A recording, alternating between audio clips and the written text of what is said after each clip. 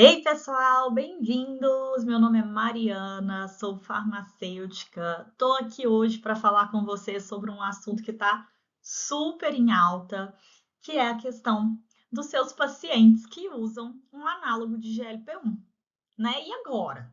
Todo mundo, né, que entra no consultório, que eu converso, tem me relatado a constante procura dos pacientes de um suporte nutricional, de suplementação, farmacêutico, né, de ter essa multidisciplinaridade ao longo do manejo desse paciente que faz o uso da análogo de GLP-1. Então, quis trazer aqui um pouquinho falando sobre o histórico desses análogos, trazer essa trajetória de onde eles vieram, o que aconteceu, né? De onde veio esse boom todo e como que a gente pode ajudar esse paciente, porque afinal, e agora? O que eu faço? São tantas camadas que a gente tem com esses pacientes que a gente às vezes fica um pouco perdido. Então vamos lá? Vamos comigo? Fica até o final, que lá no final eu tenho uma coisinha legal para contar para vocês, tá certo? Antes de começar, eu queria explicar um pouquinho, né, quem sou eu, de onde eu vim, como que eu vim parar aqui.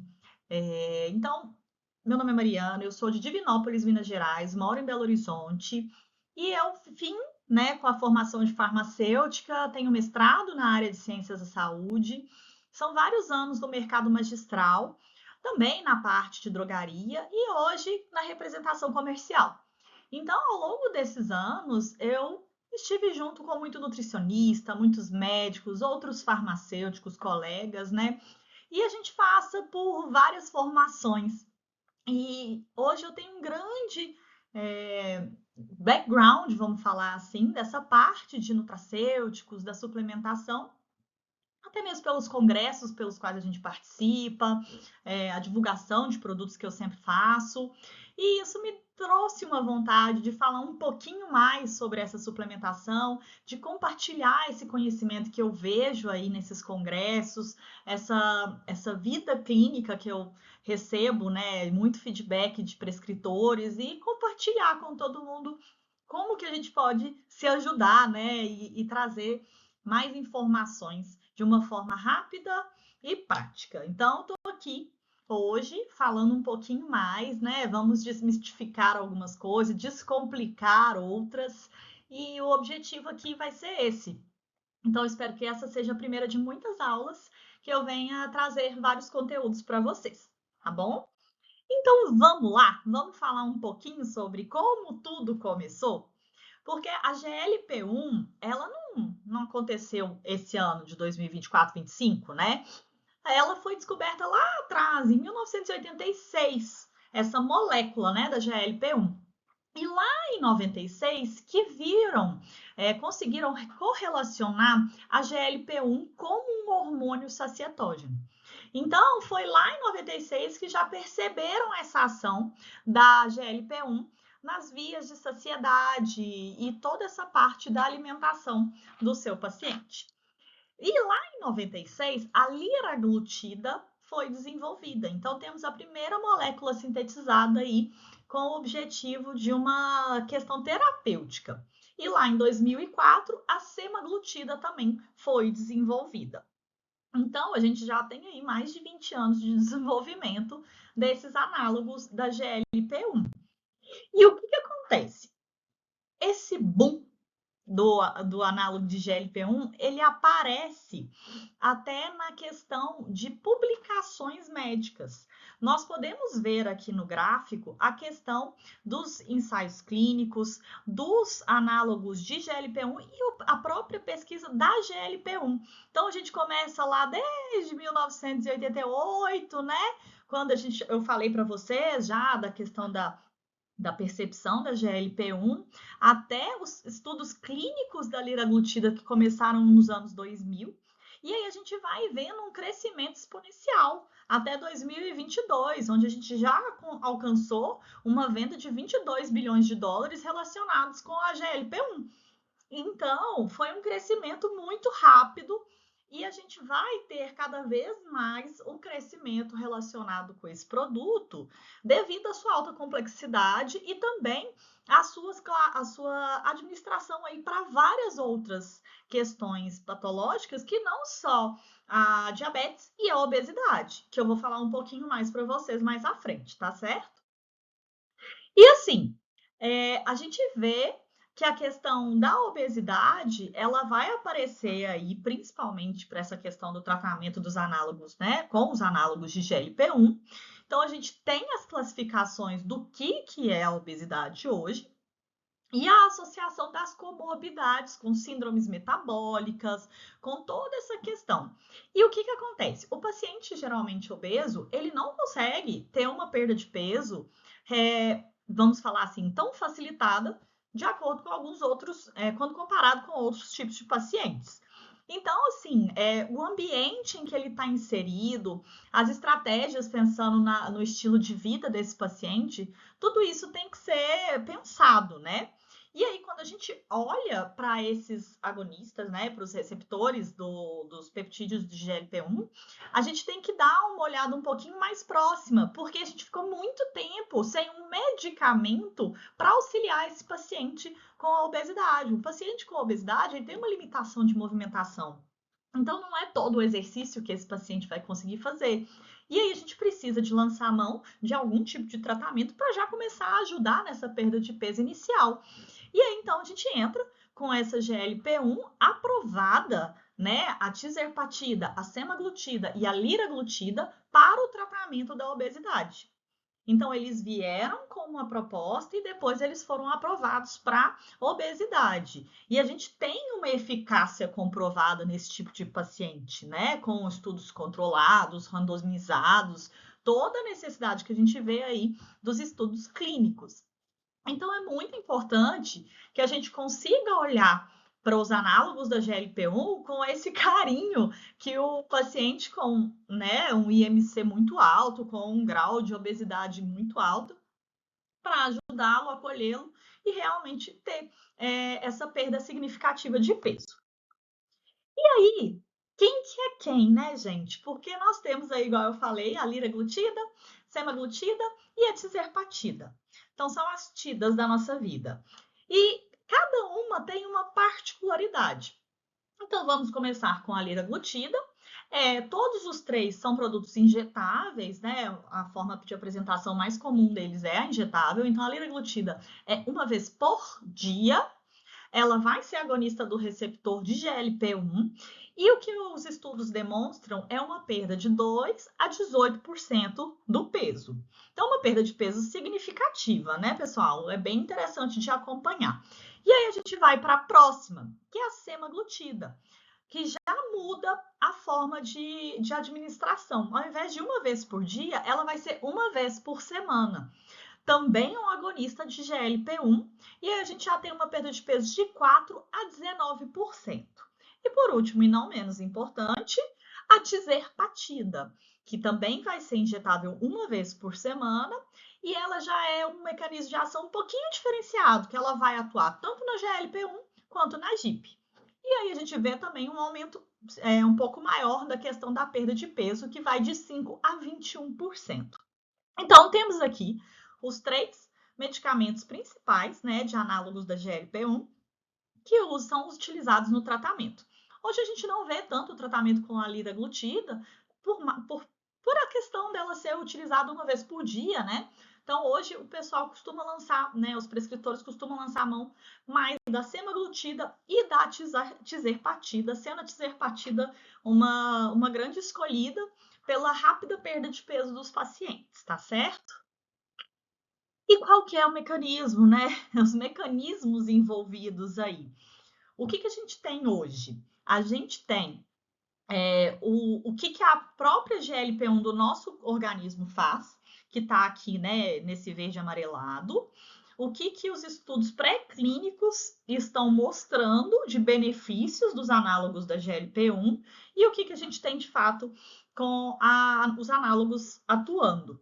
Então, assim, quando a gente vai falar da atuação desse análogo, perdão, a gente fala de uma redução de inflamação sistêmica, a redução do centro de recompensa, né? Então é muito interessante de ver essa atuação também. Aquele paciente que às vezes tem uma compulsão, ele vai se beneficiar com esse produto. Aumenta a sensibilidade à insulina, cardioproteção, toda essa parte, né, cardiovascular, já tem vários estudos publicados aí mostrando a eficácia dos análogos.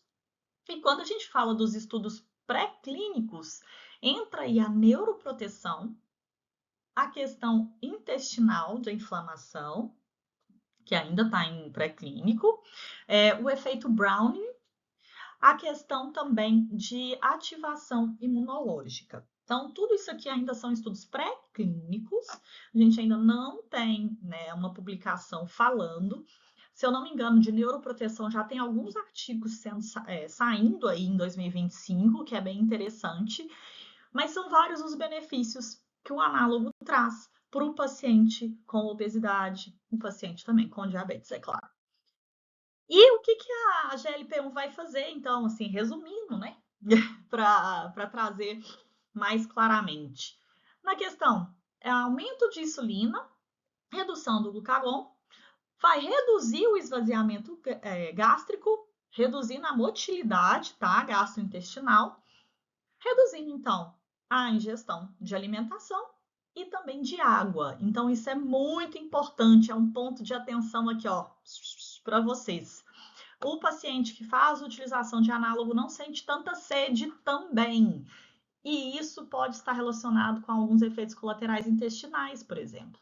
Então, é muito importante lembrar esse paciente de ingerir água, porque esse centro também fica comprometido com a sinalização da GLP-1, tá certo? E quais são os efeitos colaterais? Porque, querendo ou não, um medicamento injetável, um hormônio, pode trazer alguns efeitos colaterais e alguns são comuns para vários pacientes, certo? Dentre eles estão a náusea, o vômito, constipação, diarreia. Por que a gente tem essa sinalização desses efeitos colaterais? Igual eu mostrei aqui, a gente vai alterar a mecânica do trato gastrointestinal, vai mudar essa motilidade. Então, essa pessoa sente sim um desconforto gástrico, tá certo? Fadiga, porque essa pessoa vai ingerir menos macro e micronutrientes, vai comer menos, então ela realmente fica fadigada. Vai ter algumas questões de efeitos colaterais um pouco mais sérios relacionados a questões renais, mas aí são efeitos colaterais mais raros também. E alguns outros sintomas que podem aparecer nos pacientes é a questão de hipoglicemia, tontura, eructação e também alopecia. Então, é muito importante. Cada caso é um caso, cada paciente tem um perfil e é super, super, super importante fazer a avaliação e o acompanhamento desse paciente. O médico, o farmacêutico, o nutricionista, o psicólogo, o psiquiatra que seja, todo mundo acompanhar e acolher esse paciente para entender toda essa mix de sintomas que ele pode sentir e estar preparado para, né, suplementar, interagir, entender o que pode ser feito para esse paciente. E aí, como que eu ajudo o meu paciente, Mari? O que eu faço? Vamos começar pelos sintomas gastrointestinais. Como eu falei, a gente vai mexer ali numa motilidade desse trato gastrointestinal. E aí a gente tem algumas questões que o paciente pode sentir, como por exemplo o enjoo e a náusea. A gente tem vários produtos dos quais a gente pode lançar mão para ajudar nessa parte. Até eu brinco, tem algumas coisas que a gente pode fazer de comportamental e até mesmo que a vida dá pra gente, né? Por exemplo, enjoo das mulheres grávidas, o gelo, o picolé ajuda bastante a diminuir essa questão do enjoo. Então, é uma alternativa que o paciente pode fazer, de chupar o gelo, de tomar, né, um suco gelado, alguma coisa do tipo. Mas falando de suplementação, Pega a caneta e anota aí, viu, gente? Essa parte é super importante. A gente pode utilizar a espinheira santa, o hortelã, extrato de hortelã ajuda muito na questão calmante do estômago, e um produto que chama Mucosave, que ele é uma associação da folha de oliveira com o opuntia, e ele vai fazer uma proteção do nosso estômago e vai diminuir essa sensação de refluxo, reduz a azia, toda essa parte ele vai ajudar. Quando a gente fala de eructação, flatulência, já descendo mais para a parte, né? Claro, tem eructação no estômago, mas também para o intestino, a gente pode lançar o uso das enzimas digestivas. Por que eu posso usar essa enzima digestiva? Porque o esvaziamento gástrico ele vai ser reduzido. A comida fica parada, vamos dizer assim, ali naquele estômago. A enzima vai ajudar a processar esse alimento ali enquanto ele estiver mais parado. E a gente pode utilizar o Odília, que é uma fibra que cabe numa cápsula pequena, que é da Opuntia, que vai já ajudar na questão da disbiose, que reduz essa questão também da eructação e da flatulência. Então, esse paciente que tem uma queixa maior intestinal, podemos utilizar sim o Odília para já ajudar nesse processo de desbiose, evitando, né, essa desbiose e melhorando essa microbiota intestinal. E quando a gente fala da diarreia ou constipação, nada melhor do que uma goma acácia purificada. Então, temos o Fibregam, que é uma goma acácia purificada, que é bifidogênica, que vai ajudar nessa questão intestinal, tanto nos casos diarreicos quanto nos casos de constipação. Então, é uma mão na roda para esse paciente. Ai, Mari, mas eu tenho que esperar o meu paciente sentir um efeito colateral para eu já suplementar? Não, você já pode antecipar. Então, esse paciente vai começar o tratamento, já prepara o organismo dele, já usa o Odília para melhorar essa questão intestinal e já começa a suplementar a fibra, porque a fibra, né, o Fibregam vai ser uma fibra FODMAP friendly, não vai dar empachamento, não vai dar a questão de estufar esse paciente. Então, é sensacional. É uma opção super, super recomendada para essa questão intestinal. Certo? Anotaram? Vamos para o próximo? Vou pegar aqui um pouquinho de cada efeito colateral que a gente está vendo, hein, gente? Fica aí. Próximo, perda de massa magra. Todo mundo aqui sabe que quando a gente emagrece muito rápido, a gente perde gordura e massa. O que a gente faz para esse paciente não perder massa? Eu tomo um whey? Beleza, pode tomar um whey, mas não é todo mundo que vai se adaptar com o whey. Tem muitos pacientes que são intolerantes à lactose. Então, eu particularmente gosto muito da suplementação com peptídeos de colágeno, porque aí a gente tem um teor de proteína vinculado a esse peptídeo de colágeno, a gente tem um aminograma legal, mas para acrescentar e a gente ter o ganho da massa, a gente pode colocar um BCAA. Então, a gente consegue acolher esse paciente ali que está perdendo peso rápido para não perder tanta massa, porque um pouco ele vai acabar perdendo, pelo menos no início. E aí a gente tentar salvar essa massa magra o máximo possível para quando esse paciente voltar e começar, né, preferencialmente, fazer o exercício físico junto com todo esse manejo, ele ter ali uma suplementação que vai ajudar ele nesse ganho de massa. E aí, o que a gente pode associar para a gente garantir um ganho de massa interessante para esse paciente? O feno grego, maca, e também a gente pode fazer um que eu brinco que é o levante sacode a poeira, né? O levanta defunto, que é um Riagev com a cava Q10. Igual eu falei lá atrás, paciente com uso de análogo pode sentir fadiga. A gente precisa de dar alguma coisa para estimular esse paciente, eu preciso de dar energia para aquela célula, aquele estresse oxidativo que está acontecendo, aquela inflamação que está, né, no organismo desse paciente. Então, o que eu posso ajudar para eu fazer essa pessoa levantar e ir para a academia, para ela conseguir sustentar essa massa dela, para ela ganhar mais massa?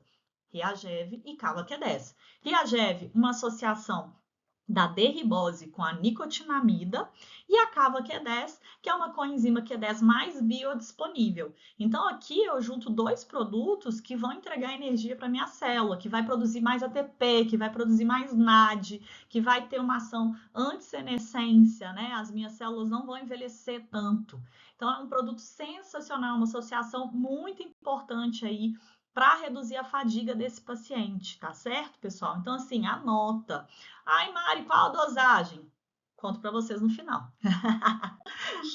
Quando a gente fala desse paciente, igual eu falei no slide dos efeitos colaterais, temos aí a questão da perda de cabelo, a pele fica triste, a unha fica quebradiça. Por quê, Mari? Porque os micronutrientes não estão ali, né? Não são todos os pacientes que conseguem ter uma alimentação bacana quando está, pelo menos no início desse tratamento. O que eu posso utilizar aí para ajudar esse paciente? Nutricolin, silício orgânico, maravilhoso, mais absorvido pelo organismo. Vitaminas do complexo B, cistina, zinco, ferro, toda essa parte de suplementação capilar, super importante para esse paciente, para ele conseguir de fato preservar o cabelo, para ele não cair de uma forma intensa. Se a gente tiver um paciente que já tem histórico ali da questão de alopecia na família, a gente pode utilizar o Actrisave. Actrisave, que é da opuntia, da flor da opuntia, junto com o arroz negro. Arroz negro não, com a oryza sativa. Perdão, gente. Mas é um produto, assim, sensacional, que vai ter uma inibição ali, uma ação finasterida-like, sem efeitos colaterais. Pode ser utilizado por homens e mulheres. Então, assim, é excepcional. E é muito importante porque a gente não pode, quando a gente fala de um tratamento de uma pessoa que está perdendo peso, a gente quer pensar na autoestima dela também. A gente não quer que aquela pele caia, que fica com o Ozempic face que eles falam, né? O rosto mais cadavérico, a bochecha puxada. Então a gente tem que trazer produtos que vão dar firmeza para a pele, sustentação. Aí entra também a questão da massa magra, os peptídeos de colágeno vão super ajudar nessa parte da sustentação e firmeza da pele e também para a questão de cabelos, né? Fortificar o crescimento e fortificar e aumentar esse crescimento capilar. E aí, quando a gente fala aqui também da questão de beleza da pele, do cabelo e da unha, a gente também pode entrar com produtos de uso tópico. Mas é claro, né? Então, assim, um fortalecedor de unhas, uma capilha longa para estimular o crescimento de fio, Baulift, que é um produto do Baobá, que vai ajudar na firmeza da pele, o Flavoislim, que é um produto que pode ser utilizado aí para estimular a lipólise na forma corporal ali. Então, as regiões que têm mais celulite também se beneficiam, vai melhorar a microcirculação daquela região. Então, são produtos de uso tópico que complementam o tratamento de uso interno, né? Que a gente fala que são os tratamentos in-out. Então, super tendência, super ajuda esse paciente e é interessantíssimo. Como que eu faço com esse paciente a hora que ele for parar de tomar o análogo? Porque uma hora ele pode parar, né, gente? Isso é uma coisa importante de se pensar também. Então, eu acho super interessante a gente olhar para esse paciente e fazer como se fosse um protocolo de 6 R's intestinais. Porque, assim, esse paciente ele vai voltar ao apetite. Quando a gente fala de análogo, a gente fala ali da fome física, né? A gente está inibindo uma fome, uma vontade de comer de uma forma física. Claro que tem a questão do centro de recompensa, igual eu citei, mas principalmente a vontade de comer ali fisicamente falando. Então, a gente precisa já pensar antes do desmame, né? Antes de começar, antes de retirar esse análogo, como que eu vou ajudar o organismo desse paciente? Como que eu vou dar um suporte, né, da suplementação para ele não voltar comendo os rebocos da parede? Porque tem gente que acontece e é comum um reganho de peso, tem estudos publicados aí da questão de reganho de peso. Então, é importantíssimo a gente pensar nesse protocolo pós-tratamento de análogos de GLP-1. E o que eu acho super interessante? A gente pensar no Vinogrape, que é um produto à base de uvas francesas com uma padronização de polifenóis, que esse produto vai deixar o nosso intestino mais gostosinho para a quermância viver. E aí, o que eu gosto de fazer e tem indicado muito é de colocar o paraprobiótico da Akkermansia junto com o Vinogrape, porque eu junto a comida com a vontade de comer e tá tudo certo. Então eu já dou uma suplementação ali antes de interromper esse tratamento, porque eu já começo uma produção endógena da GLP-1 para esse organismo não ficar preguiçoso ali antes de eu terminar o suporte aí com o análogo. E aí, para quem tem uma fome emocional, que isso é importante de falar, né, gente? Porque aqui a gente fala da fome física, mas tem pessoas que têm uma compulsão por doce. Então, eu já ouvi relato de paciente que usam análogo de GLP-1, mas que vai para o doce. Bebe aquele saquinho de doce de leite, toma um leite condensado puro. Então, é muito importante da gente pensar como que a gente vai trabalhar essa fome emocional desse paciente. Então, o aguenta-coração ali, a gente pode utilizar de artifícios na suplementação, como picolinato de cromo, ginema silvestre, safrim, neuravena, são vários os produtos que a gente consegue usar aí para modular essa fome emocional, tá bom? E falando de fome física também, né, para complementar aí, a gente pode utilizar o Carolim. O Carolim ele vai ser uma associação da semente de alfarroba com a folha de um cacto e ele vai aumentar ali a viscosidade no conteúdo estomacal, retardando esse esvaziamento, bem parecido com o que a GLP-1 faz, né, dessa questão do esvaziamento gástrico. Então, é um produto que vai trazer mais saciedade antes da refeição e também vai trazer uma saciedade prolongada por causa da sua modulação da GLP-1. Então, ele atua na grelina e na GLP-1. É um produto sensacional, associado com o Vinogrape, assim, top, tá, gente? Para esse desmame da canetinha. Então, é uma opção super legal. E aí, o acompanhamento desse paciente é tudo. A gente não pode deixar esse paciente a Deus dará, porque, igual eu falei com vocês, artigos publicados mostrando que o reganho de peso após a liraglutida, semaglutida e tirzepatida é comum. Então, a gente tem a eficácia desses produtos, mas é muito importante a gente fazer um acompanhamento, porque a gente precisa de ver como que vai ser essa redução de dose de uma forma consciente para esse paciente não ter o reganho. Então, o artigo aqui já fala sobre isso, artigo desse ano de 2025. Então, aqui a gente já teve um quê de como fazer essa estratégia para esse paciente não ter esse reganho.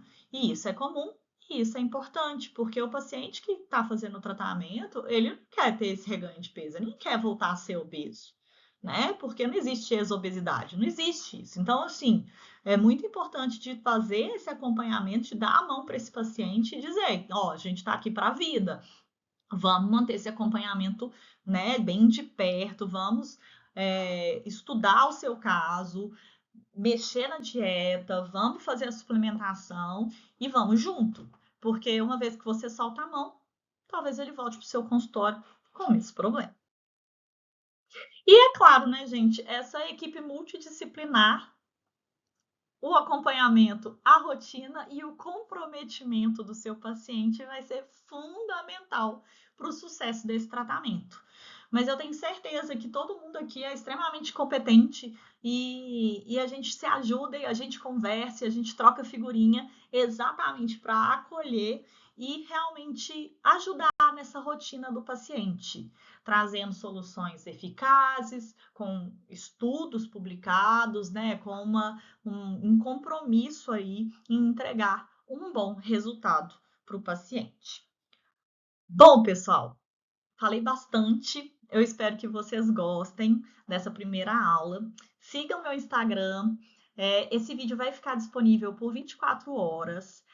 Quem tiver lá no meu Instagram e mandar um eu quero, eu vou deixar uma oferta exclusiva, tá? Com material complementar de e-book com sugestões de fórmula para cada etapa que eu falei, para cada efeito colateral e também para esse manejo pós-desmame e também essa aula de forma ilimitada por um precinho super justo para vocês. Então vai lá no meu Instagram, manda Mari, eu quero o material complementar, que aí eu mando todos os dados para vocês, o link para vocês fazerem o cadastro.